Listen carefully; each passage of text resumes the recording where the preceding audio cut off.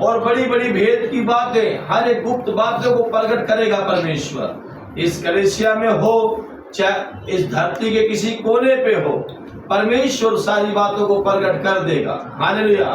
उसी प्रकार जब एक व्यक्ति प्रार्थना करता है, परमेश्वर उस पे अपना मर्म प्रकट करता है, अपनी बातों को क्या करता है, प्रकट करता है। ये उपवास प्रार्थना इसीलिए है मेरे प्रियो, तमाम उन बंधनों को तोड़ना जो बंधन आसन्न समय से बने हुए लोगों के जीवन के अंदर, जिन बंधनों से छुटकारा नहीं पा रहे, वो चाह कर भी उस चीज से बाहर नहीं निकल पा रहे। एक पहाड़ के समान उनके जीवन के अंदर बंधन है। वो बंधन इसी प्रकार उपवास प्रार्थना में क्या होते हैं, टूटते हैं मेरे प्रियो। और मेरे प्रियो, परमेश्वर का दिन अब निकट है।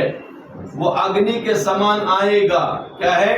अग्नि के समान आएगा। जिस प्रकार से परमेश्वर ने कहा, मैं अब धरती को जल प्रलय से नष्ट नहीं करूंगा, परंतु मैं आग से क्या करूंगा, उसी प्रकार से जब परमेश्वर उस आग में होकर आएगा, उस आग में अगर आपको और हमको बने रहना है, तो मेरे प्रियो, हमारे काम किस प्रकार के होने चाहिए, हमारा जीवन किस तरीके से होना चाहिए, उस तरीके से अगर हम नहीं हुए तो कोई भी उस प्रचंड आग के अंदर बना नहीं रह पाएगा। जिस प्रकार से यशायाह नबी की पुस्तक 33 अध्याय उसकी 12-13 से जब आप पढ़ने लगोगे तो वहां लिखा, एक व्यक्ति वाले पीछे पढ़ो, है ना, फिर हम उपवास के वचनों में चले जाएंगे इन रेफरेंसों को देखकर। हालेलुया। यशायाह 33 निकाल लो, उसकी 13 पद से 12-13 पद से पढ़ना शुरू करो। देश देश के लोग फूके हुए चूने के समान हो जाएंगे और कटे हुए कटीले पेड़ों के समान आग में जलाए जाएंगे। हे दूर दूर के लोगों, सुनो कि मैंने क्या किया है, और तुम भी जो निकट हो मेरा पराक्रम जान लो। क्या लिखा है? जो तुम हो निकट हो, तुम भी सुनो। सबके लिए नहीं, वो सबकी बातें कर रहा है, परंतु जो निकट है, जो उसकी देवड़ी पे बैठते हैं, जो उसके भवन में आके दोनों हाथ उठा के धन्यवाद करते हैं, उनके लिए भी कह रहा है, जो तुम निकट हो तुम भी सुनो। परमेश्वर पक्षपाती नहीं है। जिस प्रकार से मेरे प्रियो पत्रोस कहता है, जब न्याय हमसे शुरू होगा तो उनका क्या जिन्होंने उसके नाम पर विश्वास नहीं किया। परमेश्वर सबसे पहले अपने लोगों से शुरुआत करता है। जो लोग विश्वास नहीं करे उनको तो कोई लिस्ट में नहीं है। इसलिए जो निकट हो तुम भी सुनो। सुनना है, सुनते तो नहीं, परमेश्वर सुना रहा है, हर दिन सुना रहा है, मगर कोई सुनता ही नहीं। कान भारी कर रखे। क्या कर रखे? कान भारी कर रखे। मेरे प्रियो सुनो, क्या कहता है, पढ़ो। सियोन के पापी थरथरा गए हैं, भक्तिहीनों को कपकपी लगी है। हम में से कौन प्रचंड आग में रह सकता है? क्या लिखा? हम में से कौन उस प्रचंड आग में रह सकता है? परमेश्वर आग है, ध्यान रखना। उस प्रचंड आग में रहने के लिए योग्यता चाहिए। क्या चाहिए? आपने बपतिस्मा लिया, आपने चर्च में जान तंजा दिया, आप समय पे प्रार्थना में आए, वो बातें एक तरफ रह जाएंगी, परंतु उस प्रचंड आग में बने रहने के लिए, उस प्रचंड आग में हमें खड़े रहने के लिए योग्यता चाहिए। क्या चाहिए? योग्यता चाहिए। वो गुण हमारे अंदर होने चाहिए। आपका ना तो बपतिस्मा काम आएगा, ध्यान रखना, सब मैं से बता रहा हूं, ना आपका चर्च में जो आपने डोनेशन दिया है वो काम आएगा, आपने कितना समय दिया वो भी काम नहीं आएगा। ये अगर आपके अंदर ये योग्यता नहीं होगी तो कोई चीज आपके काम नहीं आएगी। ध्यान रखना। हम पाप करते रहें और हम उठ पटांग के जीवन जीते रहें, सोचे कि हम डोनेशन दे रहे हैं, हम ये कर रहे हैं, वो कर रहे हैं, सब चीज क्लियर हो जाए, कुछ भी क्लियर नहीं होगा। ध्यान रखना। इंसान भ्रम में ना रहे, भ्रम में ना रहे। परमेश्वर किन लोगों को उस प्रचंड आग के अंदर खड़ा करेगा और कौन लोगों प्रचंड आग के अंदर खड़े रहेंगे? हालेलुया। वह लोग, उनका आचरण कैसा होना चाहिए, उनका व्यक्तिगत जीवन कैसा होना चाहिए, वो लोग ही मेरे प्रियो आगे जब पढ़ेंगे पता चलेगा, वही लोग खड़े होंगे। आपने दान दिया नहीं दिया कोई दिक्कत नहीं है। हालेलुया। कोई दिक्कत नहीं, परमेश्वर किसी के धन की जरूरत नहीं है, ध्यान रखना। उसको किसी के धन की जरूरत नहीं है, धन नहीं चाहिए उसे सेवा अपनी करवाने के तरीके से करवा लेगा वो, उसे किसी के धन की जरूरत नहीं है। पहले उस व्यक्ति की जरूरत है, उसके धन की जरूरत नहीं है। धन तो भौतिक चीजों के लिए चाहिए, ध्यान रखना। जो भौतिक चीजें हमें खरीदनी होती है, भौतिक आवश्यकता के लिए हमें धन चाहिए होता है। पहले व्यक्ति अपना जीवन दे, परमेश्वर को उस व्यक्ति का जीवन चाहिए, ना कि उसका धन चाहिए, ध्यान रखना। पहले अपना जीवन वो परमेश्वर को दे। जो व्यक्ति अपना जीवन परमेश्वर को दे देता है, आज असंख्य लोग ऐसे कहते हैं कलीसिया में आने वाले कि साहब हमने अपना जीवन परमेश्वर को दे रखा है, परंतु उनका व्यक्तिगत जीवन आप देखो, जिस प्रकार से चाहे वो स्त्री हो चाहे पुरुष हो, उनकी शादी हो गई, शादी होने के बावजूद भी यदि वो किसी के साथ में हालेलुया संबंध में है तो क्या कर रहा है? व्यभिचार कर रहा है। उसी प्रकार से अनेक कलीसिया में विश्वासीगण ऐसे ही हैं, वो कहते तो हैं कि हमारा परमेश्वर को जीवन दे रखा है, यीशु मसीह हमारा दूल्हा है, परंतु उसके बावजूद भी वो कहीं ना कहीं अपने मन को और लगा के रखते हैं। तो क्या कर रहे हैं? व्यभिचार कर रहे हैं। मैं बहुत डिटेल में समझा रहा हूं, देखना, व्यभिचार कर रहे हैं वो।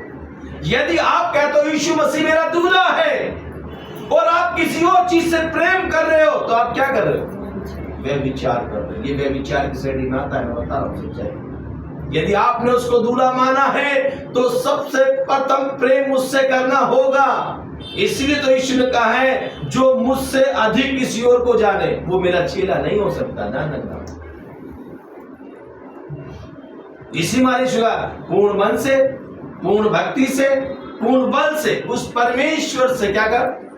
प्रेम कर। जिसने तुझे बनाया है उससे प्रेम कर। यदि उसके अलावा हम किसी और चीज से प्रेम कर रहे हैं तो हम व्यभिचार कर रहे हैं। ये व्यभिचार होता है, ध्यान रखना। कहने को हम कह रहे परमेश्वर तुझसे प्रेम करते हैं, हम अपने आप को, अपने मनों को जांचें कि हम परमेश्वर से कितना प्रेम करते हैं और दूसरी चीज से हम कितना प्रेम करते हैं। आपको समझ में आ जाएगा, आपको समझ में आ जाएगा। जो व्यक्ति परमेश्वर से प्रेम करता है वो परमेश्वर को सारी बातों में प्रथम स्थान पर रखता है और वो परमेश्वर के प्रति समर्पित होता है। अनेक संत लोग, अनेक बाइबल के अंदर उदाहरण है, वो परमेश्वर से प्रेम करते थे, इसीलिए उन्होंने परमेश्वर को सबसे पहला महत्व दिया। परमेश्वर के अलावा किसी को भी उन्होंने महत्व नहीं दिया। सब प्रथम स्थान उन्होंने परमेश्वर को दिया है। यदि आप परमेश्वर को प्रथम स्थान दे रहे हो तो आप परमेश्वर से प्रेम कर रहे हो। यदि आप परमेश्वर को प्रथम स्थान नहीं दे रहे तो आप एक झूठ की दुनिया में जी रहे हो, एक झूठ की दुनिया में जी रहे हो। आप परमेश्वर से प्रेम नहीं कर रहे, आप तो केवल दिखावा कर रहे हो। क्या कर रहे हो? दिखावा कर रहे हो। आपका मन आपको जांच लेगा। हालेलुया। जो व्यक्ति परमेश्वर से प्रेम करता है वो सब प्रथम परमेश्वर की आज्ञा को मानता है। हालेलुया। और हम कितनी आज्ञा मानते हैं हम अपने आप को जांच लें। यीशु से कहना हम कितनी आज्ञा मानते हैं तो हम समझ जाए कितना प्रेम करते हैं। परंतु परमेश्वर आग के समान आ रहा है, प्रचंड आग में। उस आग में बने होने के लिए, उस आग में खड़े होने के लिए हमारे पास कौन कौन सी योग्यता होनी चाहिए? पढ़ो भैया। हम में से कौन उस आग में बना रह सकता है जो कभी ना बुझेगी? क्या लिखा है? हम में से उस आग में कौन बना रह सकता है जो कभी ना बुझने वाली है। दो आगे हैं, एक पवित्र आत्मा और एक नरक की आत्मा। ध्यान रखना, वो दोनों नहीं बुझेंगी। नरक की आग में कभी नहीं बुझती, वहां रोना और दांत पीसने के अलावा कुछ नहीं है। पढ़ो। जो धर्म से चलता और सीधी बातें बोलता। क्या है? जो धर्म से चलता और सीधी बातें बोलता। ध्यान रखना, बाइबल के अंदर अनेक संत लोग हैं, वो धर्म से चले और सीधी बातों को उन्होंने बोला, बातों को टेढ़ा मेढ़ा नहीं किया। ध्यान रखना, यूहन्ना बपतिस्मा दाता ने सीधी बातें बोलता था। ऐसे सांप के बच्चों, तुम्हें किसने मोह लिया? पहले मन फिराओ, योग फल लाओ। ध्यान रखना, सीधी बातें बोलना। बातों को घुमा फिरा के, टेढ़ी मेढ़ी करके बोलने वाला व्यक्ति कोई भी नहीं। हालेलुया। जिस प्रकार से पढ़ना नहीं, भजन संहिता 15 में पढ़ते ना हम, हे परमेश्वर तेरे पवित्र तंबू में और तेरे पवित्र पर्वत में कौन बसने पाएगा? समझ रहे हो? उसमें भी योग्यता चाहिए, वहां रहने के लिए भी योग्यता, और उस प्रचंड आग में बने के रहने के लिए भी योग्यता। दोनों बातों को समझना। पढ़ो भैया। जो अंधेरे के लाभ से घृणा करता, क्या लिखा? जो अंधेर के लाभ से क्या करता है? घृणा करता। अंधेर, उल्टी सीधी कमाई, ठग विद्या से क्या करना चाहिए? हमें घृणा करना चाहिए। यदि परमेश्वर ने आपको 10 रुपए दिए हैं तो 10 रुपए में वफादार रहो। अगर 10 के अलावा तुम 12 रुपए कहीं से एडजस्ट कर, 2 रुपए तो है, ये भी ईमानदारी के। हालेलुया। एक व्यक्ति एक सरकारी नौकरी करता था। सरकारी नौकरी के दौरान उसने क्या किया? सोचा कि मेरी सरकारी नौकरी लगी है तो मैं इस पैसे सेवा में दूंगा। क्या दूंगा? सेवा में दूंगा, और इस सेवा में पैसे प्रभु के सेवक लोग अच्छी सेवा करेंगे। वो पता है क्या करने लगा? वो सेवा के पैसे देने लगा। फिर उसको कुछ काम कराने के लिए ना कमीशन मिलती थी। क्या मिलती थी? रिश्वत मिलती थी। क्या मिलती थी? रिश्वत मिलती थी। वो रिश्वत है, ये भी अच्छा ही है, मैं गलत काम तो कर नहीं रहा हूँ, भाई ने कहा मेरा काम करवा देना, मैं आपको पैसे दे रहा हूँ, है ना। तो रिश्वत लेके उस काम के वो पैसे भी क्या कर रहा है? वो चर्च में दे रहा है। क्या दे रहा है? चर्च में। परमेश्वर ने कहा बेटे ये सब काम गलत है। क्या है? ये सारे काम गलत हैं। तुम इस तरीके से सपोर्ट करके एक प्रतिफल नहीं पा पाओगे। जो तेरी नेक मेहनत की कमाई है तुम उसमें से दे। तू सेवा को आगे बढ़ाने के लिए, सेवा पास्टर को मदद करने के लिए तू गलत रास्ते का क्या कर रहा है? इस्तेमाल कर रहा है। रिश्वत लेके एक्स्ट्रा कमाई करके तू चर्च को क्या कर रहा है? सपोर्ट कर रहा है। 1 रुपया दे चाहिए, इसे बोलते हैं अंधेर की कमाई। हालेलुया। इसे बोलते हैं क्योंकि उसने मेहनत करी, उसे लगा कि नहीं सही है, मैंने उससे काम कर, मैंने पैसे दिए, इसमें क्या दिक्कत है? मगर ये भी गलत है। क्या है? गलत है। पढ़ो भैया। जो घूस नहीं लेता। क्या लिखा? जो घूस नहीं लेता। पढ़ो। जो खून की बात सुनने से कान बंद करता, हाँ। और बुराई देखने से आंख मूंद लेता है, हाँ। वही ऊंचे स्थान में निवास करेगा। बस ये योग्यता वाले व्यक्ति ही ऊंचे स्थान पे क्या करेंगे? निवास करेंगे। मेरे प्रिय ध्यान रखना। हालेलुया। बाइबल को जितना हम अध्ययन करेंगे, इसी मारे हमने परसों वचन पढ़ा था, तेरे प्रकाश के खुलने से क्या होता है? भजन संगीता 119 का 130 में लिखा हुआ ना, तेरी बातों के खुलने से क्या है? तेरी बातों के खुलने से भोले लोग क्या पाते हैं? समझ प्राप्त करते हैं। ऐसे लिखा है। हालेलुया। और भजन संगीता 36 के 9 में लिखा हुआ है, तेरे प्रकाश के द्वारा हम क्या पाते हैं? प्रकाश पाते हैं। परमेश्वर का वचन एक प्रकाश है मेरे प्रियो। जब ये खुलना शुरू होता है, इसकी बातें खुलना शुरू होती हैं, तो हम जो जहां बैठे होते हैं हमें पता चल जाता है हम कहां बैठे हैं, हम कहां खड़े हैं। सब बातें हमें पता चलना शुरू हो जाती है, क्योंकि परमेश्वर अपना प्रकाश क्या कर रहा है? हम पर डाल रहा है। इसीलिए बाइबल कहती है तेरा वचन मेरे पांव के लिए दीपक और मार्ग के लिए क्या है? उजियाला है। उसी प्रकार से मेरे प्रियो हमें नित्य प्रार्थना करनी चाहिए, एक विश्वास योग्य जीवन जीना चाहिए, परमेश्वर को भावता हुआ जीवन जीना चाहिए। हमें कोई भी ऐसा काम नहीं करना है जो मेरे पिता के विरुद्ध में हो। हालेलुया। जिस प्रकार से मेरे प्रियो अनेक संतों ने कोई ऐसा काम नहीं किया, ईमानदारी से परमेश्वर के पीछे चले, उन्होंने अपने आखिरी प्राणों तक वो परमेश्वर के प्रति वफादार रहे, और यही कारण था आज उन्हें संत की उपाधि दी जाती है। और यदि हम भी विश्वास योग्य रहे तो उनके साथ हम भी मिलकर उस परमेश्वर की स्तुति और प्रशंसा हम भी करने पाएंगे। हालेलुया। यदि हम इस प्रकार नहीं है तो मेरे लिए कोई भी दुनिया की ताकत, कोई भी ऐसी कलेशिया, कोई भी ना तो भाई ना बहन हमें उस जगह पे पहुंचा पाएगा। आप केवल उस भाई उस बहन को खुश करते रह जाओगे, परंतु आप ईश्वर को कभी खुश करने ना पाओगे। ईश्वर को खुश करना है तो इस प्रकार का हमारा जीवन होना चाहिए। हमारा जीवन एक पवित्र जीवन होना चाहिए। हो सकता है 10 रुपए हो आपके पास में, कोई बात नहीं है, 10 रुपए में परमेश्वर आपको आशीष देगा, आपकी सारी कमी घटी को पूरा करेगा। हो सकता है आपकी तनख्वाह 20,000 रुपए है और खर्चे भी हैं आपके, कुछ नहीं बच पा रहा, कोई दिक्कत नहीं है। क्या करोगे बैंक बैलेंस भरकर जब तुम खुद ही नहीं बच पाए? क्या करोगे एटीएम कार्ड को भर भर कर जो तुम खुद ही, तुम्हारा जीवन ही नहीं बचा? कोई फायदा नहीं है। ध्यान रखना, कल की चिंता मत करो। अगर तुम वफादार रहोगे तुम्हारे एटीएम भी भरे रहेंगे, तुम्हारे खाते हमेशा भरे रहेंगे, कभी खाली नहीं होंगे। हालेलुया। आपको किसी भी भले प्रकार की कमी घटी हो ही नहीं सकती है, क्योंकि उस परमेश्वर का तुम्हें वादा है। हालेलुया। उसी प्रकार से जब हम ईमानदारी से चलेंगे, वफादारी से चलेंगे, परमेश्वर हमें आशीषित करेगा। उस आग में खड़े होने के लिए हमें तैयार होना है, उस आग में बने रहने के लिए हमें तैयार होना है। उसके लिए हमें योग्यता चाहिए। हालेलुया। उस योग्यता के लिए हमें नित्य प्रार्थना करनी चाहिए, घुटने में आना चाहिए। जिस प्रकार से याकूब के घुटने ऊंट के समान हो गए थे, कैसे होते ऊंट के घुटनों के समान हो गए थे, ऐसी प्रार्थना करते थे वो। हालेलुया। उस प्रकार से हर एक विश्वासी का घुटना काला होना चाहिए, पता चल जाएगा। अभी घुटना उठा उठा के देखो, पता चला कितनी प्रार्थना करता है। हालेलुया। घुटने पे कर प्रार्थना करने वालों के घुटने काले मिलते हैं और चेहरा चमकता है। क्या होता है? चेहरा उसका चमकता है, चाहे वो काला हो चाहे गोरा, वो बात अलग है, मगर काले चेहरे पे भी शाइनिंग होती है, परमेश्वर का नूर होता है। हालेलुया। ये जब भी होता है जब घुटने पे टिकते हैं। क्या कहते हैं? घुटने टिकाओ। घुटने टिका के प्रार्थना करो। इसी आप अपने दिनचर्या में कितने व्यस्त क्यों ना हो जाओ, आपके पास कोई इतना समय नहीं है, कोई दिक्कत नहीं है, मगर समय के अंदर समय निकाल कर परमेश्वर दुआ प्रार्थना करें, उसके साथ में एक अच्छी फेलोशिप बनाए। मैं हमेशा कहता हूँ, यदि आपका संबंध उस परमेश्वर के साथ में ठीक है, हालेलुया, ना तो नरक की दुष्ट आत्मा, ना धरती पर कोई इंसान उन आशीषों को लेने से रोक सकता है जो परमेश्वर ने आपके लिए रखी है। हालेलुया। आप अपना संबंध ठीक करें। आज 99% लोगों का संबंध परमेश्वर से बिगड़ा हुआ है। 99 पर इसी बारे परमेश्वर रो रहा है, रोता है परमेश्वर।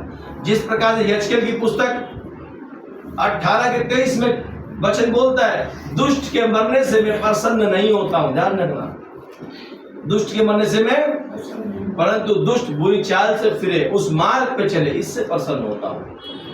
परमेश्वर, ध्यान रखना, करुणामय परमेश्वर है, वो तरस खाने वाला परमेश्वर है। वो हम प्रार्थना जब करेंगे, अपनी गलतियों को मान लें, अपने अपराधों को मान लें, उसके चरणों में रोते बिलखते बैठ जाए, वो सारे गुनाहों को क्षमा करता है, वो सारी गलतियों को क्षमा कर देता है और पहले के समान हमसे क्या करता है? प्रेम करता है।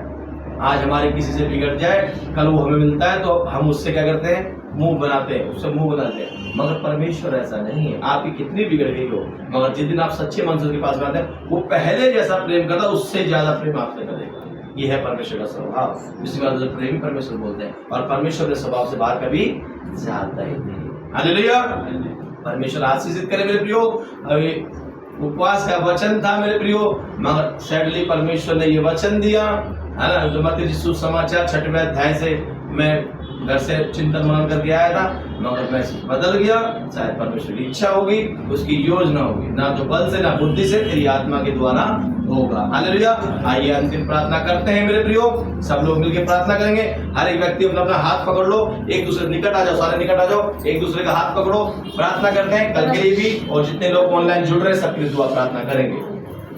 एक दूसरे से अपने हाथ खोलो, सब जोड़ो। Hallelujah, hallelujah, hallelujah, hallelujah. धन्यवाद, धन्यवाद, धन्यवाद, धन्यवाद, धन्यवाद यीशु। प्यारे पिता, तेरा धन्यवाद करते हैं, स्वर्ग में विराजमान मेरे प्यारे यीशु, तेरा धन्यवाद करते परमेश्वर। आज भी मेरे परमेश्वर, तेरा मन तड़पता उन बच्चों के लिए प्रभु जी, जिन बच्चों के लिए तूने अपना लहू बहाया है परमेश्वर। वो बच्चे समझ नहीं पा रहे परमेश्वर, तेरे उस प्रेम को जान नहीं पा रहे परमेश्वर। तू आज भी पापा अपनी बाहें फैलाता है और कहता है, मेरे बेटे, मेरी बेटी, मेरे पास आ जा, मेरे दूर मत जा, मुझसे दूर होकर तू कुछ नहीं कर सकती, तू कुछ नहीं कर सकता, तू अनंत मृत्यु की ओर जा रहा है, वहां से लौटा, लौटा मेरे बेटे, मेरी बेटी, लौटा। ओ प्यारे पिता, तेरा प्रेम है मेरे प्यारे खुदा। हम प्रार्थना करते हैं मेरे परमेश्वर, ओ जितने बेटा बेटी ऑनलाइन ऑफलाइन जुड़े हुए हैं परमेश्वर, आज से परमेश्वर एक नए बल से, एक नए सामर्थ से भर जाए, तेरी आत्मा का अभिषेक को प्राप्त करे, तेरी धार्मिकता को पहन ले, और तेरे नाम को महिमा करे मेरे प्यारे परमेश्वर। ओ ब्लेसिंग कर परमेश्वर, हर दिन इनका जीवन एक पवित्रताई में आगे बढ़ने वाला जीवन हो परमेश्वर, और जो भी रुकावटें आती हैं उन रुकावटों को आप तोड़ दीजिए परमेश्वर। इस धरती पे पापा एक पवित्र जीवन जीने के लिए तेरी आत्मा का अभिषेक हमें चाहिए प्रभु जी। इन बच्चों को अपनी आत्मा का अभिषेक दे, वो सहायक दे परमेश्वर, वो तू रहम कर दया कर। और खासतौर हम कल के लिए प्रार्थना करते हैं, कल की आराधना के दुआ करते प्रभु जी, कल की आराधना को ब्लेसिंग कर परमेश्वर, कल तेरी आत्मा बल से उतरे और अनेकों बंधन टूटे, तेरी आत्मा का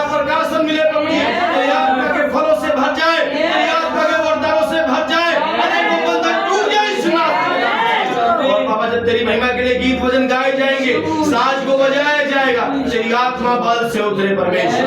जिस प्रकार से एलीशा ने कहा मेरे लिए किसी बजाने वाले को लेके आओ, और जब बजाने वाले ने तेरी महिमा के लिए साज को बजाया, तेरी आत्मा तेरे दास पे बल से उतरी। उसी प्रकार से कल तेरी आत्मा प्रत्येक जन पे बल से उतरे और तेरी आत्मा का सामर्थ्य को प्राप्त करे प्रभु जी। अनेकों बंधन टूटे, अनेकों लोग छुटकारा पाए, उद्धार पाए, तेरे नाम को महिमा करने पाए प्रभु जी।